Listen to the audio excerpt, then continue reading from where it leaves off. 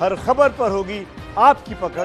Download कीजिए ABP live app. खास मेहमानों से मैं आपका परिचय कराती हूं। कांग्रेस की तरफ से पार्टी के प्रवक्ता सुरेंद्र राजपूत हमारे साथ मौजूद हैं। वरिष्ठ पत्रकार प्रदीप सिंह जी हमारे साथ इस चर्चा में शिरकत कर रहे हैं। प्रोफेसर संगीत रागी इस चर्चा में हमारे साथ मौजूद हैं और साथ ही मेरे सहयोगी पंकज झा हमारे साथ इस समय आप देख सकते हैं मौजूद हैं। बहुत बहुत स्वागत आप सभी का। मुझे लगता है सबसे पहले सुरेंद्र राजपूत जी को आना चाहिए। सुरेंद्र जी, मौका सालगिरह का है सर, खामियां तो खूब आप लोग गिनाते हैं, लेकिन जन्मदिन के मौके पर, मोदी सरकार 2 की पहली सालगिरह के मौके पर एक खूबी जिसका आप जिक्र करना चाहें। रुमाना जी, 1 साल पूरा हो गया इस सरकार का तमाम विरोधाभासों में, सार्वजनिक उपक्रमों को बेचने की उसके लिए सरकार को बधाई। जो 70 साल में सार्वजनिक उपक्रम हम लोगों ने बनाए, उनको बेच करके पैसा उगाने की जो इस सरकार की प्रक्रिया है और जिस तरीके से इन लोगों ने शुरू किया था, उसके लिए हम इनको बधाई दे सकते हैं। नरेंद्र मोदी जी का 1 साल पूरा होना अपने आप में देशवासियों के लिए तो नहीं, लेकिन हाँ, नरेंद्र मोदी जी की सरकार के लिए बधाई है। आप अगर इस चीज को देखें, इस 1 साल में अगर रुमाना जी, बेरोजगारी चरम पर है। पिछले 70 साल के उपक्रम, सार्वजनिक उपक्रम जिनको खून पसीने की कमाई से बनाया गया था देश की, उनको बेचने का काम किया जा रहा है। मजदूरों के पलायन एक तरीके से उनके पैर का खून और उनके पैर के छाले अपने आप में सभी लोगों के लिए एक चिंता का विषय है। प्रधानमंत्री जी के लिए भी चिंता का विषय है। व्यापारियों को जिस तरीके से रियायत दी जानी चाहिए थी, गरीब मजदूरों को, किसानों की जेब में पैसा दिया जाना चाहिए था, उसको उनकी जगह पर उनको कर्ज और भारी भरकम लोन जो है ब्याज के साथ में दिया जा रहा है। इसके लिए भी अगर वो बधाई के पात्र हो सकते हैं तो बधाई है उनको भाई।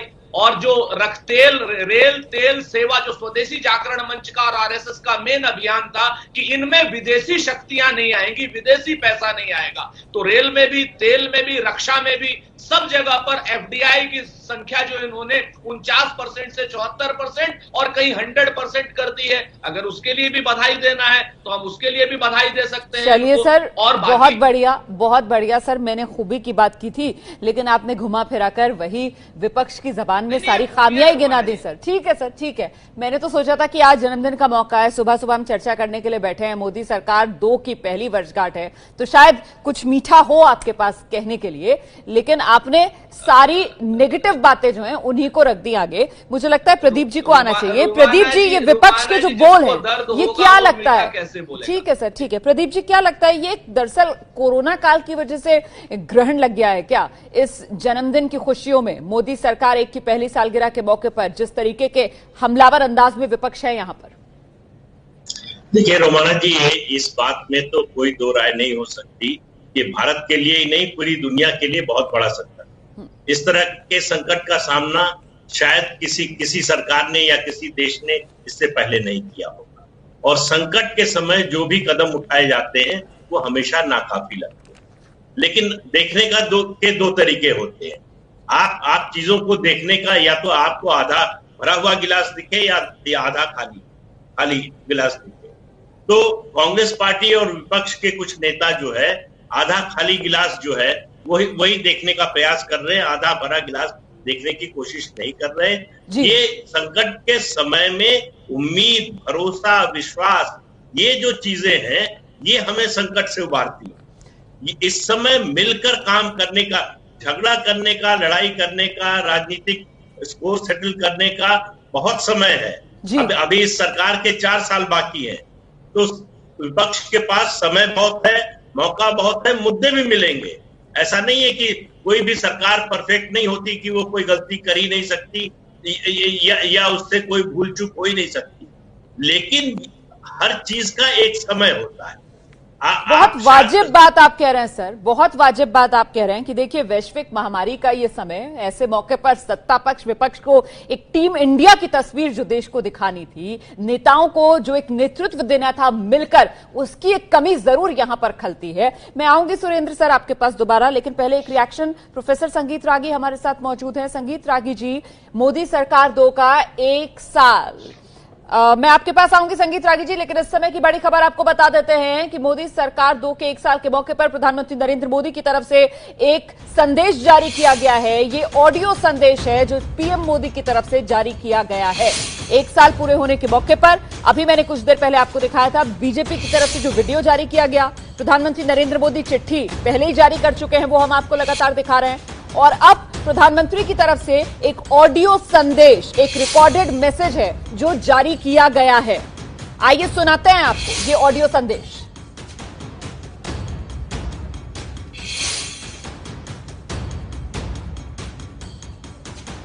प्रिय स्नेहीजन, देशवासियों की आशाओं आकांक्षाओं की पूर्ति करते हुए हम तेज गति से आगे बढ़ ही रहे थे कि कोरोना वैश्विक महामारी ने भारत को भी घेर लिया। कई लोगों ने आशंका जताई थी कि जब कोरोना भारत पर हमला करेगा तो भारत पूरी दुनिया के लिए संकट बन जाएगा। लेकिन आज सभी देशवासियों ने भारत को देखने का नजरिया बदलकर रख दिया है। निश्चित तौर पर इतने बड़े संकट में कोई ये दावा नहीं कर सकता कि किसी को कोई तकलीफ और असुविधा न हुई हो। हमारे श्रमिक साथी, प्रवासी मजदूर भाई बहन, छोटे छोटे उद्योगों में काम करने वाले कारीगर, पटरी पर सामान बेचने वाले, रेहड़ी ठेला लगाने वाले, हमारे दुकानदार भाई बहन, लघु उद्यमी, ऐसे साथियों ने असीमित कष्ट सहा है। इनकी परेशानियां दूर करने के लिए सभी मिलकर प्रयास कर रहे हैं, लेकिन हमें ये भी ध्यान रखना है कि जीवन में हो रही असुविधा जीवन पर आफत में न बदल जाए। इसके लिए प्रत्येक भारतीय के लिए प्रत्येक दिशा निर्देश का पालन करना बहुत आवश्यक है।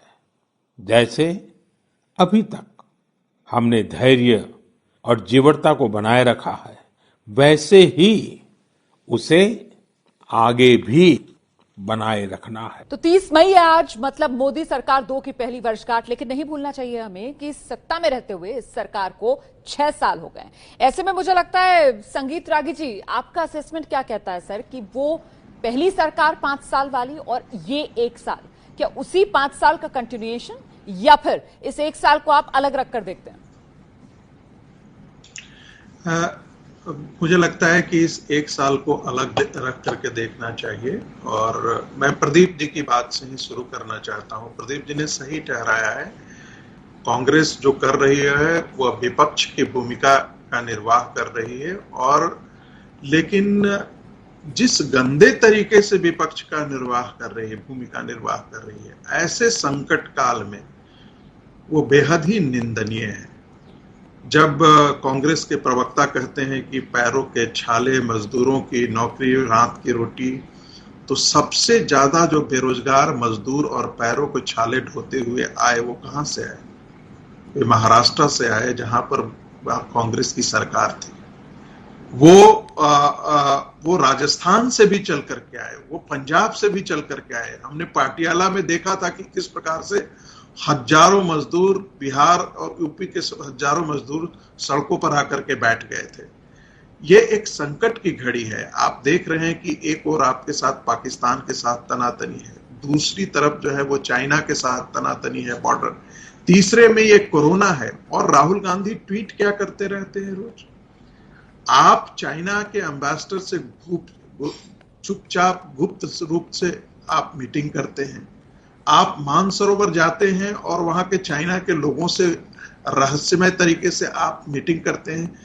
तो ये आरोप क्यों नहीं लगाया जाना चाहिए कि कहीं ना कहीं जी आज जो इंडियन नेशनल कांग्रेस है वो किसी न किसी तरीके से मोदी को नीचा दिखाने में कुछ न कुछ एक विदेशी षड्यंत्र का भी हिस्सा बना हुआ है और अंदर से भी घात कर रहा है। कोरोना संकट के बीच आज प्रधानमंत्री मोदी के दूसरे कार्यकाल का पहला साल पूरा हो रहा है। इस मौके पर पीएम मोदी ने राष्ट्र के नाम एक चिट्ठी भी लिखी और फिर उस चिट्ठी को अपनी आवाज देते हुए एक ऑडियो संदेश जो जारी किया गया है, इसमें सरकार के 1 साल के पूरे कामकाज का लेखा जोखा दिया गया है और साथ ही आगे का क्या रोड मैप रहने वाला है मोदी सरकार का कोरोना के संकट को मद्देनजर रखते हुए, इसका भी ब्यौरा जो है वो देश के सामने रखा गया है। तो पहले आप जरा ये ऑडियो संदेश सुनिए।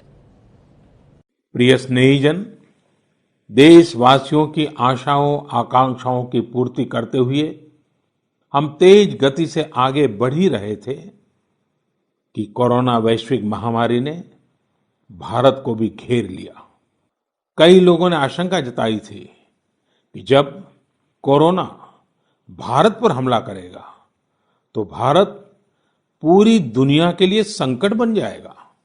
लेकिन आज सभी देशवासियों ने भारत को देखने का नजरिया बदलकर रख दिया है। निश्चित तौर पर इतने बड़े संकट में कोई ये दावा नहीं कर सकता कि किसी को कोई तकलीफ और असुविधा न हुई हो। हमारे श्रमिक साथी, प्रवासी मजदूर भाई बहन, छोटे छोटे उद्योगों में काम करने वाले कारीगर, पटरी पर सामान बेचने वाले, रेहड़ी ठेला लगाने वाले, हमारे दुकानदार भाई बहन, लघु उद्यमी, ऐसे साथियों ने असीमित कष्ट सहा है। इनकी परेशानियां दूर करने के लिए सभी मिलकर प्रयास कर रहे हैं।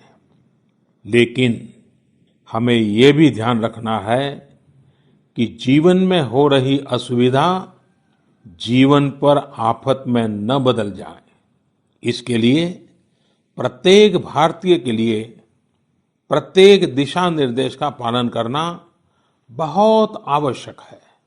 जैसे अभी तक हमने धैर्य और जीवटता को बनाए रखा है, वैसे ही उसे आगे भी बनाए रखना है। हम सीधे रुक करते हैं। खास मेहमानों का पैनल लगातार मेरे साथ बना हुआ है। मेरे सहयोगी पंकज झा इस समय हमारे साथ मौजूद हैं। पंकज, हमें नहीं भूलना चाहिए कि 2014 के मुकाबले 2019 में बड़ा जनादेश जो मोदी सरकार को मिला था, उम्मीदें बहुत थी। तो इस एक साल में उम्मीदों पर कितनी खरी उतरी है मोदी सरकार, इसका एक असेसमेंट अगर आप रखें दर्शकों के सामने। देखिए, कोरोना के संकट से पहले जो भी वादे किए गए थे 370 से लेकर के अगर आप देखें 3 तलाक के मुद्दे हों, उसके बाद पैकेज की बात हो, किसानों के उचित फसल की उचित कीमत की बात हो, उस पर खरी उतरी थी। लेकिन अभी जो बहस में हम सब लोग शामिल हैं, एक बात मैं कहना चाहूँगा। बात जैसा कहा संगीत रागी जी ने कि मैं प्रदीप सिंह से शुरू करता हूं, तो मैं प्रदीप जी की बात से शुरू करना चाहूँगा। रोमाना, उन्होंने कहा कि नज़रिए का फ़र्क है कि एक गिलास आधा खाली है, एक गिलास आधा भरा है, लेकिन खाली भी सोचना होगा कि कमियां कहाँ रह गई हैं, तो उसे भी पूरा करना होगा। संगीत रागी जी ने पंजाब के जिक्र किया, राजस्थान का और महाराष्ट्र का, गुजरात से मजदूरों का पलायन हुआ, उसके बारे में चर्चा नहीं की। प्रधानमंत्री नरेंद्र मोदी की चिट्ठी के आखिरी पन्ने में उन्होंने साफ साफ कहा कि मैं ये दावा नहीं करता हूं, मैं लगातार प्रयास कर रहा हूं, मुझ में भी कमी है, लेकिन मुझे देश की जनता पर पूरा विश्वास है। तो ये जो संकट की घड़ी है, इस वक्त हम आरोप प्रत्यारोप से निकल करके एक दूसरे का साथ बनाए रखें, ये सबसे जरूरी है। इस बात को ध्यान रखना पड़ेगा कि जीते जी इतना बड़ा संकट हम सबके सामने नहीं था कभी। बिल्कुल, और आप जो कह रहे हैं ना कि साथ बनाए रखें, यही लब्बो लुबाब कि बड़े फैसले लिए, फासलों को कम किया, और वो फासलों को कम करने का मतलब कि साथ बना रहे, देश जुड़ा रहे। इस बीच बड़ी खबर है, पीएम मोदी की चिट्ठी पर कांग्रेस ने निशाना साधा है। कांग्रेस नेता अखिलेश प्रताप सिंह कह रहे हैं, लोगों को संकट की घड़ी में पीएम मोदी की चिट्ठी नहीं, पैसे चाहिए।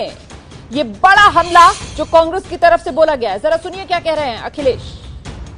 मोदी जी आज अपने 1 साल के कार्यकाल पे पत्र लिख रहे हैं। आदरणीय मोदी जी, आज पत्र की नहीं, पैसे की आवश्यकता है। यदि आज पत्र की जगह पे गरीबों के खातों में आप 10-10 हज़ार रुपये डाल दिए होते तो आज वो आपका गुणगान करते, लेकिन आप अपने गुणगान में लगे रहे। आप अपना गुणगान तो कभी भी कर सकते हैं, लोगों की आवाज़ सुनिए, गरीबों की आवाज़ सुनिए, विपक्ष की आवाज़ सुनिए। पत्र नहीं, लोगों के खातों में पैसे डालिए आदरणीय मोदी जी। संगीत रागी जी, आपका रिएक्शन। कांग्रेस की तरफ से कहा जा रहा है कि साहब पहली सालगिरह के मौके पर चिट्ठी से बेहतर होता सीधे खातों में पैसे पहुंचा दिए जाते। रुमाना जी, ये सौभाग्य से ये देश लोकतंत्र में जी रहा है, ये राजतंत्र नहीं है जहां राजा की जन्मदिन हो या उनका कोई अवसर हो तो जितने जो प्रजा होते हैं उनको हार, जवाहरात, हीरे, उनको है। ये कैसा तर्क है कि हर के लोगों में, हर के पास जो है वो आप डायरेक्ट पैसे ट्रांसफर करें? ये मुझे ये अर्थशास्त्र का तर्कशास्त्र मुझे समझ में नहीं आया है। जो जरूरत लोग हैं, आज मैं आपको बता रहा हूं कि नीति आयोग जितने भी माइग्रेटेड लेबर्स हैं उन सबका डेटा बैंक तैयार करके उनको रिहैबिलिटेट करने का प्रयास करने वाला है, उस योजना पर काम कर रहा है।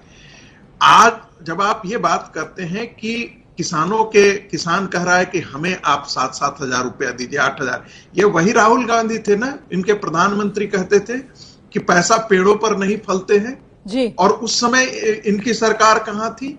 देखिए, आज ये समय है जब नए भारत की रचना के लिए एक हमारे पास संभावनाएं खड़ी होती है। ऐसा क्या कारण है कि जो बंगाल प्रेसिडेंसी के 5 के स्टेट्स जो हैं वो एक मजदूर सप्लायर बन करके रह गए हैं? 70 साल में हमने कैसी अर्थ संरचना की है कि आप स्पेस टेक्नोलॉजी तो लेकर के चले जा रहे हैं, लेकिन आप अपने घर में टैंक नहीं बना पा रहे हैं। आप बढ़िया बात कह रहे हैं सर, इस पर हम चर्चा करेंगे सर, इस पर हम चर्चा करेंगे। लेकिन जिस तरीके से अभी पंकज झा ने आपको, जब आप जिक्र करते हैं राजस्थान का, महाराष्ट्र का, पंजाब का, तो गुजरात की याद दिलाई थी, उसी तरीके से जब आप वो बंगाल प्रेसिडेंसी की बात करते हैं और वहां के राज्यों का जिक्र करते हैं तो फिर मुझे बिहार भी आपको याद दिलाना पड़ेगा ना। करीब 2 दशकों से वहां पर एनडीए की सरकार है। ठीक है सर, लेकिन आप जो बात कह रहे हैं सर, आप जो हाँ बिल्कुल, आप जो बात कह रहे हैं, मैं सुरेंद्र राजपूत जी के पास वो लेकर चलती हूँ, चर्चा को आगे बढ़ाती हूँ मैं।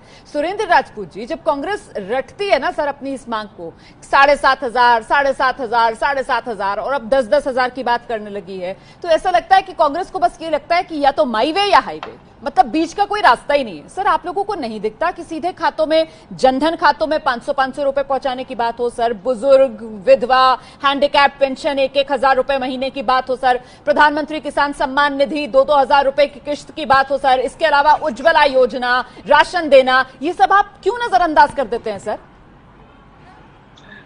रुमाना जी, जो चीज मिल गई, जिस तरीके से बात हुई, वो अधिकार है हमारी जनता का, नंबर 1। और नंबर 2, जहां पर जरूरत 7,000 से 10,000 रुपए की है, अगर आपको 4 रोटी खाने की जरूरत है और आपको 1 कौर मिलेगा तो निश्चित तौर पर दोनों चीजों का लाभ नहीं होगा। अब एक चीज मैं और बता दूं, चूंकि एक हमारे ऊपर बहुत बड़ा आरोप लगा भितराघात का, तो मैं आपसे बहुत सम्मान पूर्वक कहना चाह रहा हूं कि झूला झोले मोदी जी, बिरयानी खाएं मोदी जी, पठानकोट में ISI को लाएं मोदी जी, नमस्ते ट्रंप कराएं मोदी जी, हाउडी मोदी कराएं मोदी जी, दुनिया भर में घूमे मोदी जी और भितराघात करेंगे हम।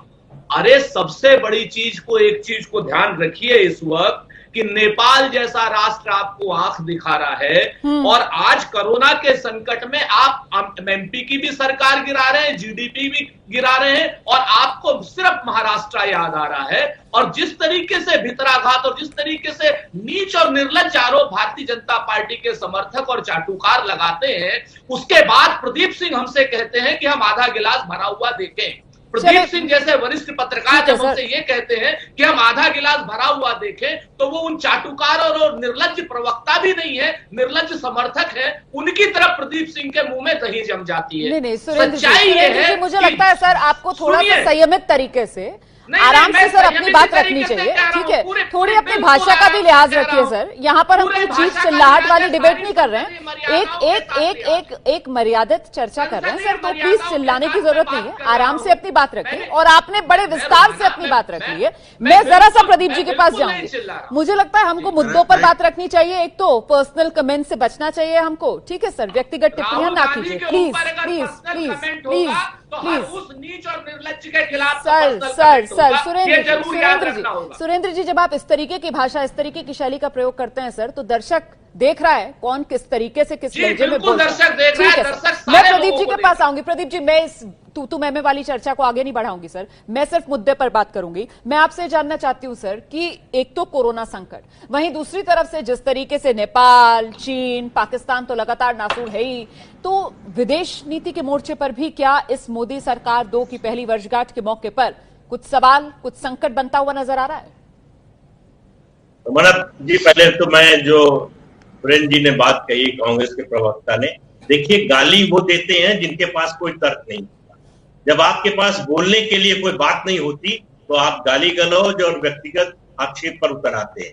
मैं इस तरह की न भाषा का इस्तेमाल करता हूं, न ये मेरा कल्चर है, संस्कृति है। बिल्कुल प्रदीप जी, हम सब जानते हैं सर आपके बारे में, मेरा दर्शक आपके बारे में जानता है कि आप कितने संयमित तरीके से अपनी बात रखते हैं। सुरेंद्र जी प्लीज, सुरेंद्र जी को आगे नहीं बढ़ा रहे हैं, सुरेंद्र जी वो इस बात को आगे नहीं बढ़ा रहे हैं सर, प्लीज कोई मर्यादा में रहिए, लिहाज रखिए सर, लिहाज रखिए। अब मुद्दे पर आ जाते हैं। ठीक है, व्यक्तिगत टिप्पणियां नहीं, प्लीज व्यक्तिगत टिप्पणियां नहीं, व्यक्तिगत टिप्पणियां नहीं सर, व्यक्तिगत टिप्पणियां नहीं। वरना आप कह दीजिए कि आप भाजपा भारतीय जनता पार्टी के समर्थक के रूप में आए हैं। सर व्यक्तिगत टिप्पणियां मत कीजिए सर, व्यक्तिगत टिप्पणियां मत कीजिए सर, लोकतंत्र है। एक तरफ खुद आप लोग जो है वो फ्रीडम ऑफ स्पीच की बात करते हो सर, और अब आप बोलने तक नहीं दे रहे हो प्रदीप जी को। मैं इस समय एक बड़ी खबर दे देती हूं दर्शकों को। देखिए 24 घंटे में कोरोना के 7,964 नए मामले सामने आ गए हैं। 24 घंटे में 265 लोगों की मौत हुई है। ये देश भर के ताजा आंकड़े हैं जो जारी किए गए हैं। मरने वालों का आंकड़ा जो है वो 4,700 के पार पहुंच चुका है। इस समय की बड़ी खबर, देश में कोरोना के आंकड़े लगातार बढ़ रहे हैं, तेजी से बढ़ रहे हैं। और अब तो देखिए किस तरीके से पिछले 24 घंटे में करीब 8,000 के आसपास ये बढ़ोतरी अब तक की एक दिन में 24 घंटे में हुई ये सबसे बड़ी बढ़ोतरी का आंकड़ा था जो हमने अभी आपको दिखाया। प्रदीप जी, जिस मुद्दे पर हम चर्चा कर रहे हैं सर कि पहली वर्षगांठ के मौके पर मोदी सरकार 2 के, क्या विदेश नीति के मोर्चे पर भी सरकार कुछ परेशानी में दिख रही है यहाँ पर? नहीं, निश्चित रूप से देखिए, ऐसा है जब संकट आता है तो हर तरह के लोग जो है अपना एजेंडा लेकर सामने आ जाते हैं। उस समय जो है आपको संयम दिखाना पड़ता है। नेपाल का ही मामला आप लें, नेपाल ने जिस तरह का रुख दिखाया उसके बाद देखिए भारतीय प्रयास का नतीजा ये हुआ, भारत के रुख का नतीजा ये हुआ कि संसद में वो नक्शा जो नया ला रहे थे उसका प्रस्ताव नहीं आया, उसको उन्होंने उसको छोड़ दिया। तो ये भारत की कूटनीतिक जीत ही है। दूसरी बात, चीन के मामले में जिस तरह से अमेरिका भारत के साथ खड़ा हुआ है, ये एक हमारी बड़ी कूटनीतिक सफलता है कि चीन के मुद्दे, चीन और भारत को अगर अमेरिका बराबर के पल्ले पर रखता है तो ये चीन के लिए बड़ी चिंता की बात है, जो अपने को अमेरिका का उत्तराधिकारी समझने की कोशिश करता है। दूसरी बात, ये जो 7,500 और कैश ट्रांसफर की बात करते हैं ये लोग, देखिए ये एक आर्थिक सोच है, इसमें कोई बुराई नहीं है, लेकिन इसका भी एक समय होता है। कांग्रेस की समस्या ये है कि पिछले 70 साल से एक नीति पर चल रही है, वो है एंटाइटलमेंट। ये सरकार पिछले 6 साल से जो है वो जो एम्पावरमेंट की नीति पर चल रही है। ये 2 नीतियों का फर्क है। ये सरकार जो भी सक्षम नहीं है, गरीब है, पिछड़ा हुआ है, उसको एम्पावर करने की कोशिश कर रही है कि वो अपने पैर पर खड़ा हो और अपने लिए जो चाहिए वो जुटा महत्वपूर्ण बात कर रहे हैं, आप महत्वपूर्ण बात कर रहे हैं। अच्छा, इसी तरीके की बात का जिक्र यहाँ पर जो प्रोफेसर संगीत रागी की तरफ से किया गया था, मुझे लगता है अब सुरेंद्र राजपूत जी को ये बताना चाहिए सर कि क्यों ना माना जाए कि पिछले 70 साल में कांग्रेस ने यही तो काम किया है, सिर्फ और सिर्फ खैरात बांटने का। इसी वजह से आज मजदूरों की वो पलायन की तस्वीरें, जिसके लिए आप खुद को जिम्मेदार नहीं मानते हैं, आप 70 साल इस देश की सत्ता में रहे, एक नीति आप ऐसी नहीं बना पाए कि आप मजदूरों को इस देश के सशक्त कर सके। और अब जब 20 लाख करोड़ के पैकेज के जरिए मोदी सरकार देश के गरीब, किसान, मजदूर के सशक्तिकरण का सपना दिखा रही है, तब भी आप चाहते हैं सीधे खैरात दे दो जी, सीधे 7,500 दे दो जी, सीधे 10,000 दे दो जी, क्यों? रुमाना जी, बड़ी महत्वपूर्ण आपने बात कही, और इस बात को कहने से पहले आपको इतिहास में एक बार जरूर जाना पड़ेगा कि भारत जब कांग्रेस को मिला था अंग्रेजों के हाथों से, हम लोगों ने स्वतंत्रता ली थी, तब 1760 करोड़ रुपए का बजट था, और जब हमने छोड़ा है तब 30 लाख करोड़ का बजट आज की डेट में हम भारत की सरकार को देकर के आए हैं। तो 1760 करोड़ रुपए में हम लोगों ने भाखड़ा नंगल डैम से लेके, हरित क्रांति से लेके, दुग्ध क्रांति से लेके, एटॉमिक रिसर्च से लेके, एम्स से करके सारी चीजों का एम्पावरमेंट ही किया है इस देश में। और बड़े बड़े कल कारखानों को लगा के, जिन सार्वजनिक उपक्रमों को बेच करके आज नरेंद्र मोदी जी धन की उगाही कर रहे हैं, वो सारे के सारे इन्हीं 70 सालों में और इसी कांग्रेस ने एम्पावरमेंट के ही नाम पर किया है, एंटाइटलमेंट के नाम पर नहीं किया। चर्चा कर रहे हैं मोदी सरकार 2 की पहली वर्षगांठ के मौके पर, और इस बीच बड़ी खबर, ब्रेकिंग न्यूज, IIT बॉम्बे में कोरोना से पहली मौत हुई है।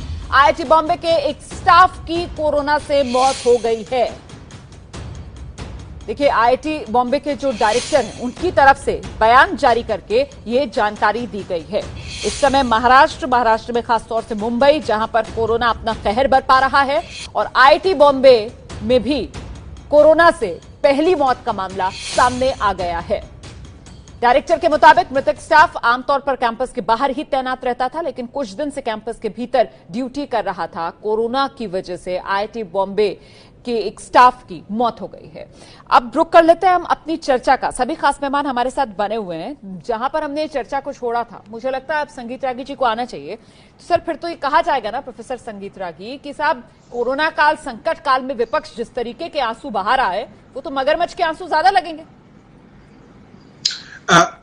रुमाना जी, मैं एक बस 2 टिप्पणी करना चाहूंगा। मुझे लगता है कांग्रेस पार्टी विपक्ष की नहीं, एक दुश्मन की भूमिका में काम कर रही है। वो नरेंद्र मोदी को हराने की कोशिश करती है, लेकिन वो ये नहीं समझ रही है कि वो एक्चुअली भारत को हराने की कोशिश कर रहा है। और उसमें जब राजतंत्र होता है, राजतंत्र होता है, बात रखने फिर आप आ जाइएगा। आप दोनों अगर लगातार बोलेंगे दर्शक समझ नहीं पाएगा। आप ही के पास आऊंगी, उनकी बात सुन लीजिए। उन्होंने आपकी बात संयमित तरीके से सुनी। आइए प्रोफेसर रागी। राजतंत्र में लोगों की निष्ठा एक परिवार के प्रति होती है, और परिवार में आप परिवार के प्रति जब निष्ठा होती है तो उसके लिए वो सब कुछ करते हैं, गाली गलौज भी करते हैं, भाषा की मर्यादा भी नहीं रहती है, सारी चीजें वो करेंगे। ठीक है, लेकिन एक चीज ध्यान रखिए कि जब आप बड़ा आरोप लगाया है, मुझे लगता है अब सुरेंद्र जी को मौका देना चाहिए। क्या कांग्रेस पार्टी विपक्ष नहीं, देश के दुश्मन की भूमिका निभा रही है? सुरेंद्र राजपूत जी, सर प्लीज आइए। सुरेंद्र राजपूत जी, हमें भारतीय जनता पार्टी के समर्थकों से, भारतीय जनता पार्टी के चाटुकारों से हमें सर्टिफिकेट नहीं चाहिए।